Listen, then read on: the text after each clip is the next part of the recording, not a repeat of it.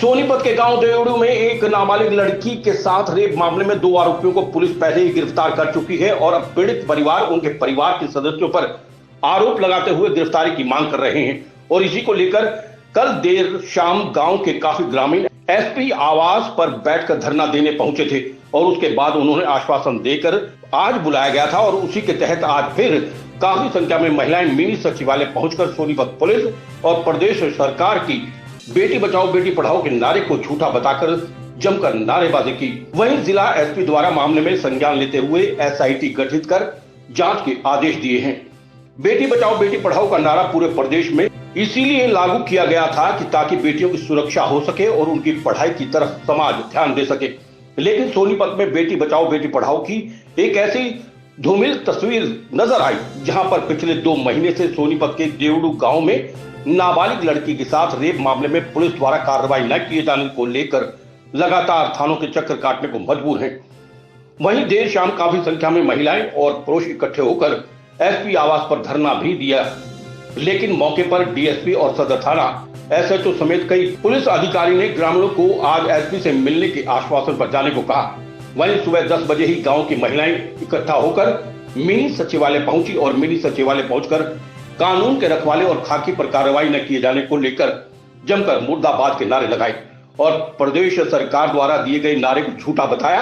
उन्होंने कहा कि सदर थाना एसएचओ सुनील कुमार और मामले की जांच कर रहे इन्वेस्टिगेशन ऑफिसर द्वारा ठीक ढंग से कार्रवाई न किए जाने को लेकर जमकर आरोप लगाया है और ग्रामीणों का यह भी कहना है कि पुलिस बार बार उनके परिवार पर दूसरी पार्टी के साथ मिलकर सुलह करवाने पर लगी हुई है, जबकि उनकी बेटी के साथ घिनौना कार्य हुआ है। बावजूद इसके सोनीपत के सदर थाना पुलिस परिवार के अन्य आरोपियों की गिरफ्तारी करने के बजाय पीड़ित परिवार को 2 महीने से बार बार थाने में बुलाकर परेशान कर रही है। वहीं पर मामले को संज्ञान में लेते हुए जिला एसपी जशनदीप रंधावा ने कहा कि पूरे मामले को लेकर एसआईटी गठित करके जांच के आदेश दिए गए हैं। जिला एसपी जशनदीप रंधावा ने बताया कि सोनीपत के गांव देवड़ी में नाबालिग लड़की जिसकी उम्र 14 से 15 साल है, जो 12 अप्रैल को घर से गायब हो गई थी, पुलिस ने 367 आईपीसी के तहत मुकदमा दर्ज कर लिया था, जहां 15 तारीख को लड़की की बरामदगी करने के बाद जज के सामने 164 के बयान करवाए गए, जिसमें लड़की ने बयान दिए कि मैं अपने घर वालों से लड़कर अपनी मनमर्जी से चली गई थी। साथ ही चाइल्ड वेलफेयर कमेटी के सामने भी बयान करवाए गए। तो लड़की ने घर वालों से लड़कर मनमर्जी से जाने का बयान दर्ज करवाया और अपने घर वालों से खतरा भी बताया। वहीं चाइल्ड वेलफेयर कमेटी द्वारा सुरक्षा मुहैया करवाई गई और उसके बाद 19 तारीख को दोबारा लड़की के बयान करवाए गए। तो लड़की ने मनीष नाम के एक युवक और उसके परिजनों पर आरोप लगाए कि उसे बंदी बनाकर उसके साथ शारीरिक शोषण किया। पुलिस द्वारा कार्रवाई करते हुए मनीष और उसके भाई को गिरफ्तार किया गया। वहीं परिवार के सदस्यों पर भी आरोप लगाया है।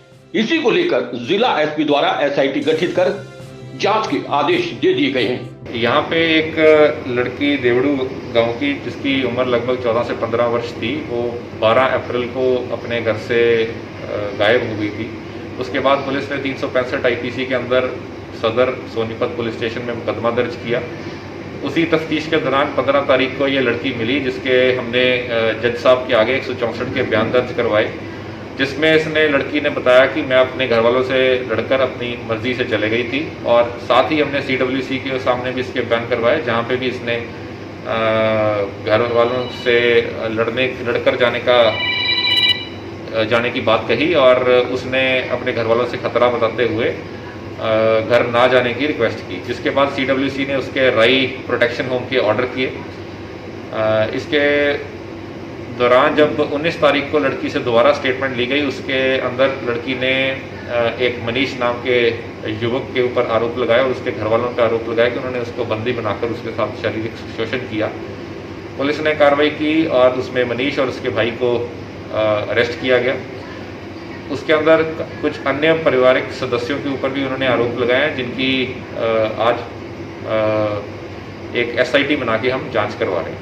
श्याम वशिष्ठ की रिपोर्ट।